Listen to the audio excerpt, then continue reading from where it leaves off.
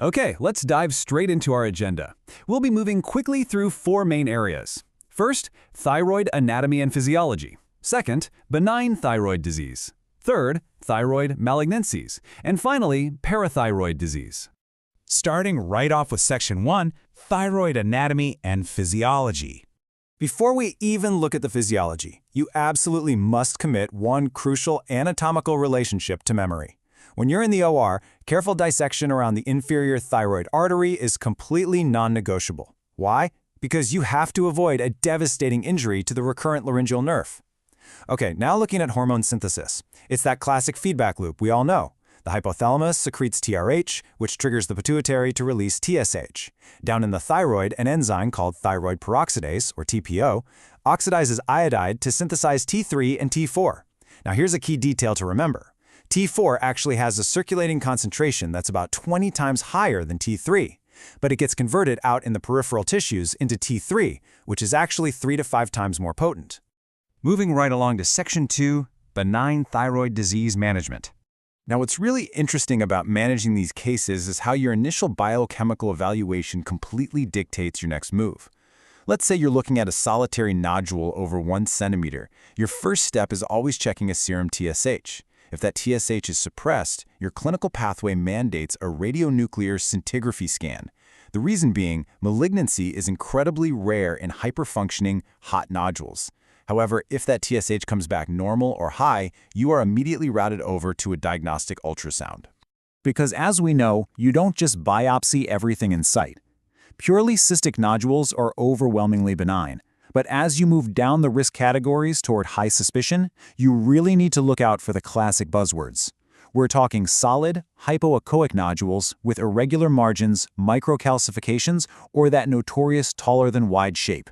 If a nodule has these high-risk features and it's over 1 centimeter in size, a fine needle aspiration, or FNA, is absolutely required. Once you actually have that FNA in hand, the Bethesda system for thyroid cytopathology takes over. You'll definitely want to know this. It is highly exam relevant. Notice the staggering jump in risk here. If you get a benign reading, the malignancy risk is tiny, just 0 to 3%. But look all the way down at the bottom row. A malignant cytology carries a massive 97 to 99% risk. At that point, the recommendation firmly shifts, and you're looking at a near-total thyroidectomy. But what happens when the results are stuck somewhere in the middle? This is where things get a bit tricky. For indeterminate lesions, specifically atypia of undetermined significance or suspicious for follicular neoplasm, you don't just jump straight to a lobectomy anymore. Instead, there's a rapidly increasing role for molecular testing. Analyzing the specimen for common somatic mutations like BRAF or RET can significantly improve your diagnostic accuracy and really help refine your surgical approach before making any cuts. Let's rapidly contrast the two major autoimmune thyroid conditions you'll see. On one side, Graves' disease drives hyperthyroidism via anti-TSH receptor antibodies. While radioactive iodine is generally the treatment of choice, surgery actually becomes indicated if you're dealing with massive obstructive goiters or known thyroid cancer.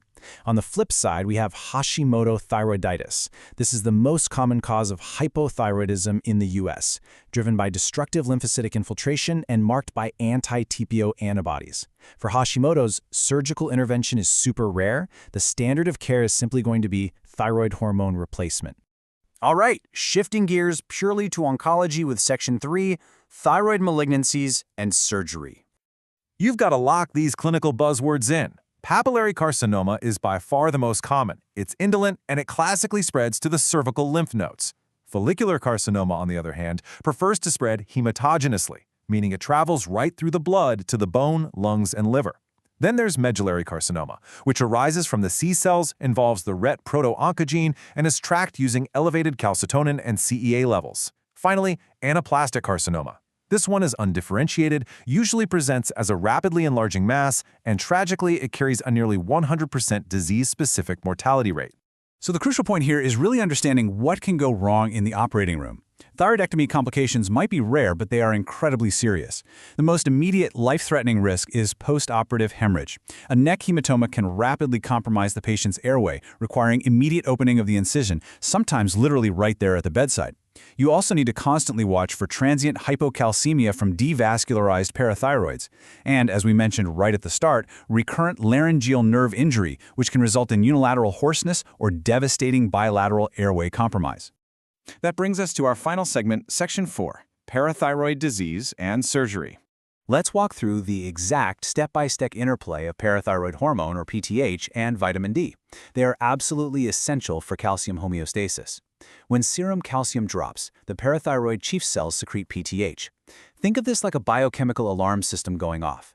It stimulates calcium release directly from the bones, it tells the kidneys to stop excreting calcium, and it triggers those same kidneys to activate vitamin D. That activated vitamin D then enhances the intestinal absorption of calcium. It's an elegant system, all working together to raise serum calcium levels back to a normal baseline. But wait, before you officially diagnose primary hyperparathyroidism, you absolutely must rule out a sneaky imposter, familial hypercalciuric hypercalcemia, or FHH.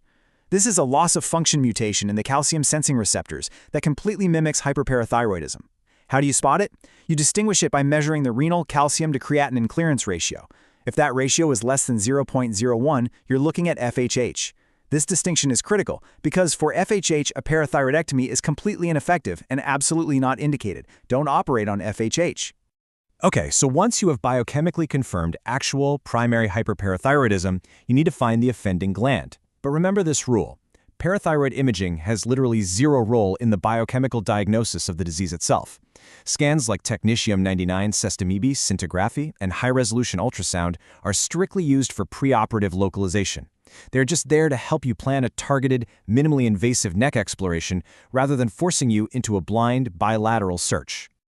Armed with that precise localization, our surgical strategies have really evolved. A minimally invasive parathyroidectomy allows us to target just the single adenoma. And how do we confirm we got the right gland? We draw a rapid, intraoperative PTH level. A 50% drop in that PTH at the 10-minute mark confirms the adenoma is out and the patient is cured.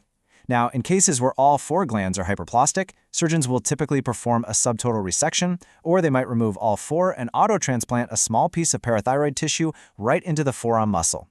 That cleverly preserves the patient's endocrine function.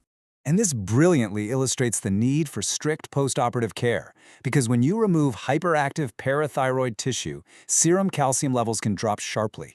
You've got to monitor these patients closely for paresthesias, perioral numbness, or the Shavastic sign. You know, that classic facial muscle twitch when you tap the facial nerve? Mild cases just get oral calcium carbonate and calcitriol. But if symptomatic tetany develops, you immediately step up to intravenous 10% calcium gluconate to stabilize them. We've covered a massive amount of high-yield ground today, from the Bethesda system to the critical nuances of PTH monitoring. But as we wrap up this rapid revision, here is a final provocative thought to leave you with.